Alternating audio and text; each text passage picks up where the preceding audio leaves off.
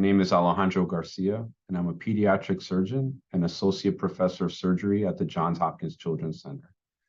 I wanted to discuss a recent course workshop regarding ECMO cannulation in children that we participated in at the American Pediatric Surgical Association annual meeting.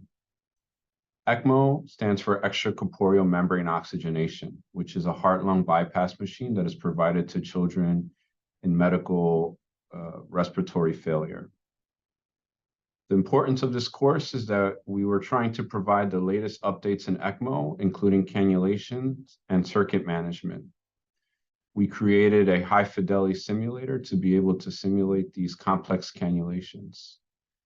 This is important because ECMO is a rapidly changing field, and we want to make sure that everyone who is training and using ECMO is at the forefront of ECMO technology. We hope to continue this course in the future to continue to appeal to a broad audience of surgeons throughout the world.